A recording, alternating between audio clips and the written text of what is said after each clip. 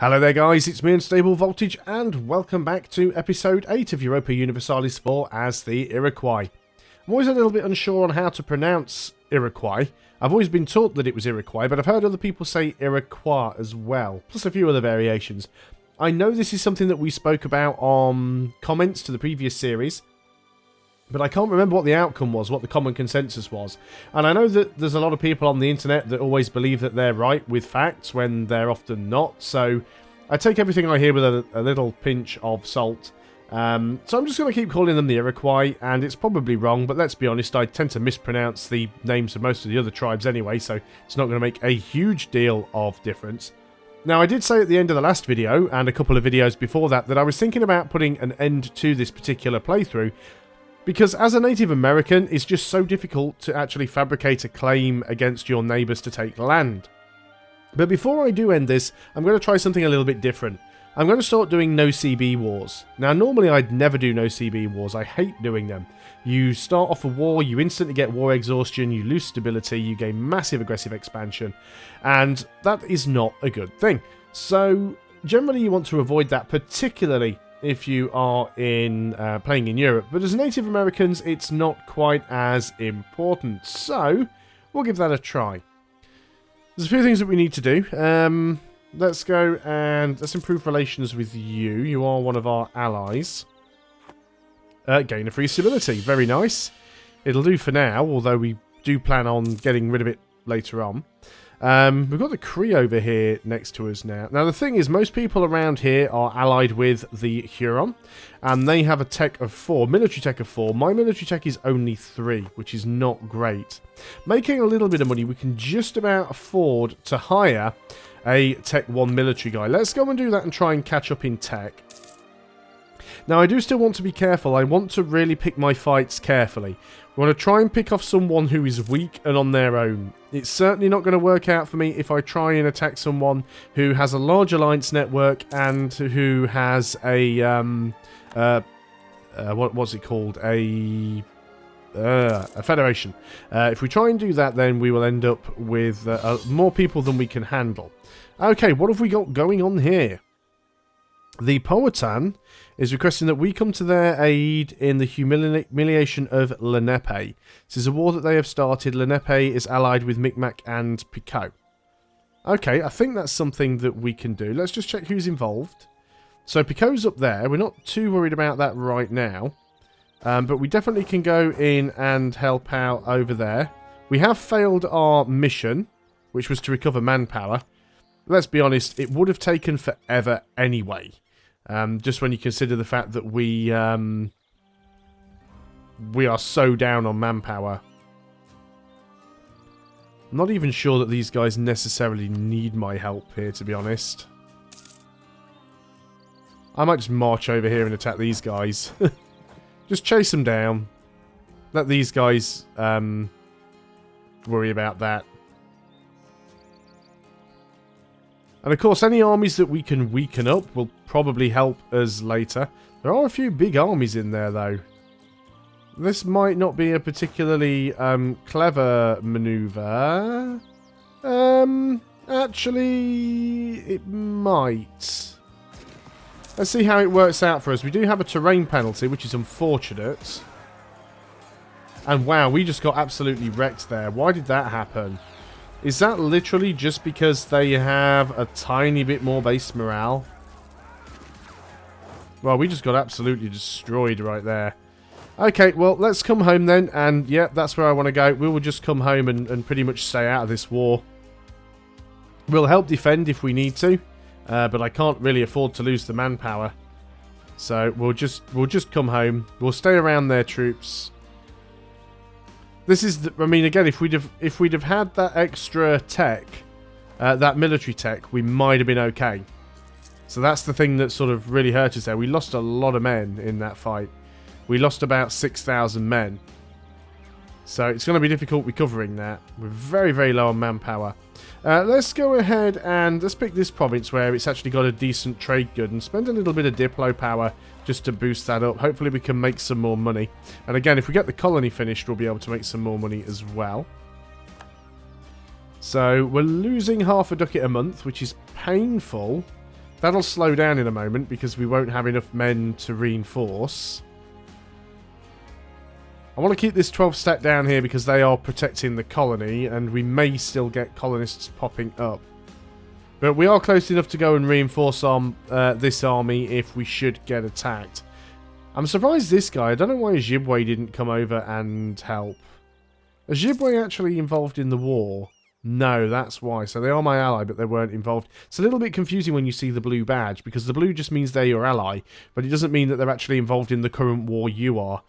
And I was kind of expecting he was going to come and help, but he did not. Either way, my ally seems perfectly capable here of defending. They do seem to have... Micmac has accepted peace. The Huron are not involved with this. There's still a lot of people... Well, there's just Pico and Lenape. And Pico can't be separate pieced anyway. Or Pico or Picot. I'm not entirely sure how that's pronounced. You are also in a war against the Micmac. Now, if I declared war on you directly, that would bring in the Cree, the Ottawa, and Miami.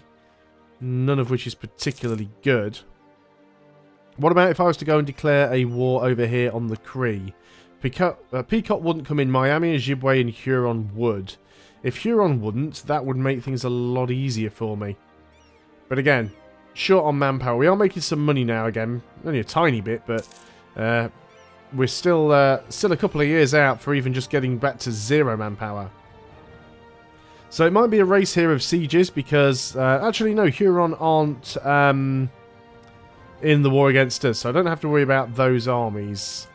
So hopefully they'll siege that down pretty quickly. I think we can go up to speed 4 again here.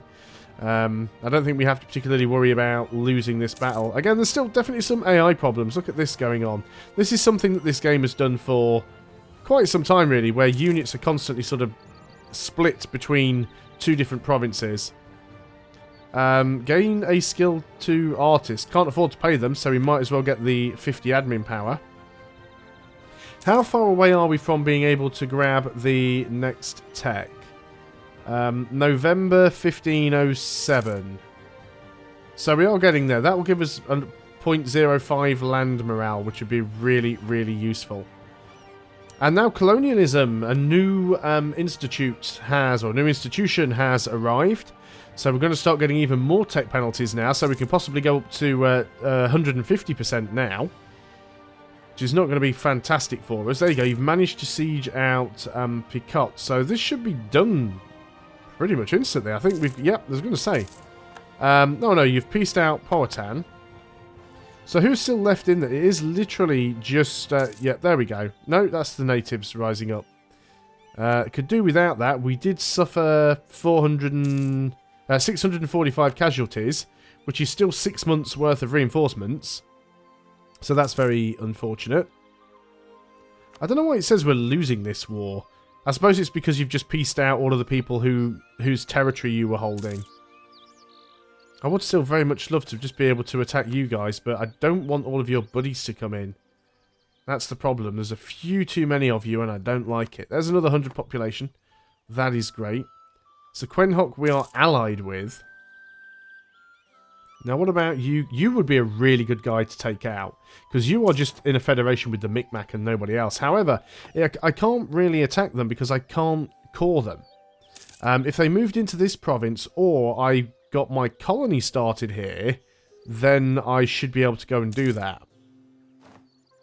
We'll give it a try. Right, we can go and get the tech, so we definitely want to go and do that. We do not want to be behind on tech, because these guys are still on 4. Now, the colony is still not doing particularly great. I can't afford to start a second colony. That's just not going to happen. Now, not all of you guys are allied to me. You're not, but these 3 are. And you're not allied to me either. You are the Micmac, but again, we've got the same problem that I don't have any adjacent territory. There's the war over. We don't really gain anything from that. Powhatan owes us a few favours, which is not bad. Ah, you've actually moved away from me. That's something I was hoping wouldn't happen. Let's recall the diplomat there. I guess we can continue to... You like me. You are in my federation. So I guess we should improve relations with you for now. Would be nice to just try and swallow up all of these little smaller nations. Just so we can sort of get a bit of reach and sort of grab some of the others. So we've still got the Cree here. These natives rising up again. Another 512 men lost. That's another 6 months worth of manpower. Just randomly losing some money for no apparent reason. Now, where did... oh, the Cree have moved to there. So now I haven't really got anybody I can attack at the moment, unless I attack the Susquehannock. I've actually got a CB to do that. Why are you guys getting attrition? Because, well, you're not now. Maybe it was just the winter thing. But yeah, you guys were getting attrition there. You have got maneuver on your general.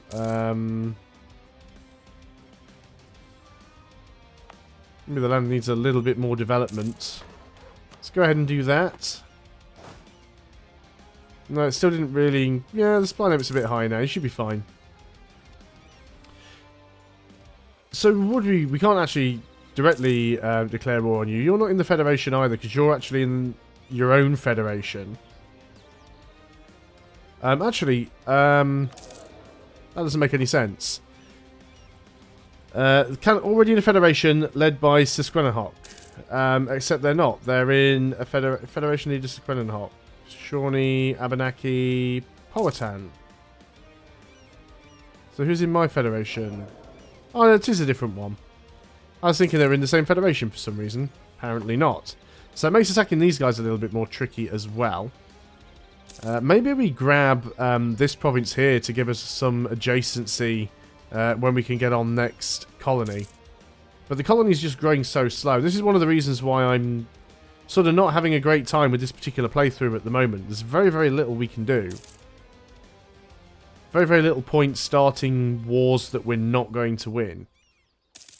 Who else are we allied with? We are allied with you. So let's go ahead and improve our relations there. We do have a new mission. Vassalize Abenaki. Now that could be useful, because that actually gives us a CB. Subjugation CB. Now Abenaki is you. So, you are Tech 4. You are allied with the Susquehannock and the Shawnee. We might be able to do this. Let's go ahead and move into an aggressive position. This is always something that can be risky. I'm going to slow things down. Let's go ahead and... Oh, it's Abenaki we want to declare the war on. So none of my allies will come in. The Shawnee, Susquehannock, Powhatan will come in. Susquehannock, Powhatan. Where's the Shawnee? All the way down there. You'll take a while to arrive. So but even if you just add these up, they've got more troops than I have. I still want to do that, but I want to be more prepared for it. We are starting to make some manpower back now, which is a good thing. What is the supply limit here? Is still 15, so that's not too bad.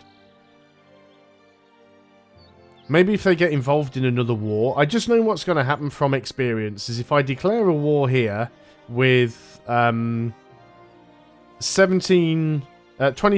men or 27 regiments compared to their... well, they've got the same sort of number, but then they've got 3 individual generals, including a 332, which is... No, that's the Cree. But still, they've still got 3 generals.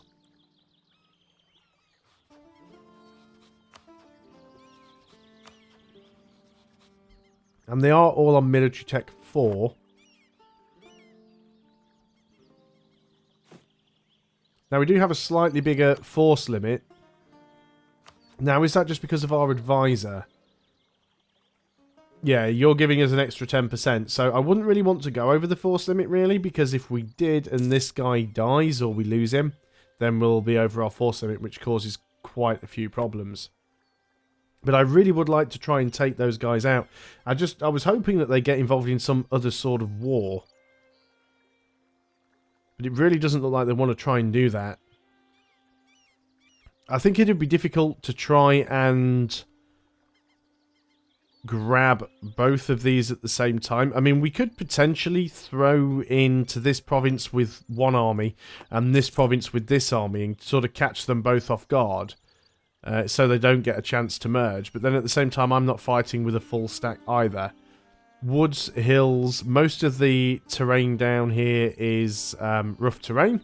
So if I was to attack into that, I'd be getting a terrain penalty. Plus, there are pretty much river crossing penalties wherever we go. So that's going to cause problems as well. So there's a lot of reasons why trying to start a war right now would be a really, really bad idea. As much as I would love to be able to do it. What's the development here? Not great. Just trying to see, that's a 6 development province. That would actually technically be a better one to take. Because obviously if you're going to pay to make a colony, you'd prefer that colony to have the highest development possible. See, Massachusetts we'd really like. Massachusetts has got a development of 6. We really want to get over there. So if we did vassalize Abenaki, we could eventually get over there. Colony's still only at 690, so it's not good. It's very, very slow going. But yeah, that's it's depleted by migrants, because obviously people keep moving through it, but it's an important natural harbour. So that is something that we'd really like to get our hands on. Can you guys just go and decide to fight a war somewhere? Lose prestige or get... We'll take the national unrest, because our national unrest is absolutely fine right now. Yeah, still -4 even with that, so we're not bothered about that at all. We could go to native repression policy. Increase our frequency of raids. So the colony will grow. The colonies will grow a lot faster, but we'll lose a lot more manpower, probably. Well, definitely, because we'll get more raids. It's a difficult one because what you save in having colonies build quicker, you lose in not only money for reinforcements, but also manpower. So I'm not particularly thrilled by that idea. Why did I go down to speed 2? I meant to go back up to speed 4. I didn't realise that I'd done that. There we go. I had a pop just there already. Lost 154 men, which wasn't too bad. Yeah, let's try and do the old field burning thing again. Hopefully we get the positive outcome. No, we lose the stability, because why not? But we don't mind that too much, because it was a free stability that we got earlier. Anyway, here is an English ship. The English have found the coast, so we might well end up with an English colony over here soon. We're really going to have to speed things up, though. That's unless, of course, we manage to go and get reformed. And if we get reformed, it's actually beneficial for us anyway, because we're small, and the smaller you are, the easier it is. Why, all of a sudden, are we losing money? Is it all of a sudden because England have just taken, like, a huge portion of the trade away or something? No, it's still going in our direction. So I don't know why that's just suddenly happened. Maybe it's the loss of stability? We definitely want to be making some more money somewhere. Can we get any more tax buildings? I think we've got them everywhere we can. Yeah, we've got the tax modifier buildings everywhere it's possible to have them. Do we want to consider getting rid of one of our advisors then? I think we need to keep the trade efficiency guy. Maybe get rid of the military guy. I mean, we are already military tech 4. Which is what I wanted to do, because I wanted to keep up with Huron. Hopefully we can do something before everybody gets up to 5, though. And, of course, then our leader dies. And now we get... well, the new guy's got cheaper idea costs. Which is quite nice. Let's recall the diplomat from there. Not got much admin, but we'll get military tech a lot faster, so that's okay. Let's go and get the diplotech. Doesn't really benefit me all that much. It's kind of a moot point, but we'll try and just keep up. We could try and develop some more provinces. Certainly worth developing the capital where we can. Let's go and roll you into a general. Are you any good? You don't have any maneuver, but you've got 4 pips in shock, which is nice. Let's actually make sure we put you in the army. Huron's been fabricating. That is fine. So again, what's the state of play if we declared war here? Lose 50 admin or lose 10 prestige? We'll lose the prestige. So yeah, you guys would still all come in. So Gwen Hawk, see, we do have a decent leader now. Abenaki would... The question is, how quickly can anybody else get in? Right, now, you guys are doing something now. That makes me happy. This is what I wanted. I wanted the ability to try and catch you out. So what's actually going on here right now? This is a defender against the Kree and the Kree humiliation of Abenaki. This might be the point where we swoop in and take advantage. I think I'm going to end the video there, though, because we're at the 20-minute mark, and I never like to start a war right at the end of a video if I can help it. So when we come back, we'll jump in here and see if it is possible to actually grab a province. So thanks a lot for watching, guys. I hope you're still enjoying EU4 as the Iroquois. I'll see you on the next video, and until then, goodbye for now.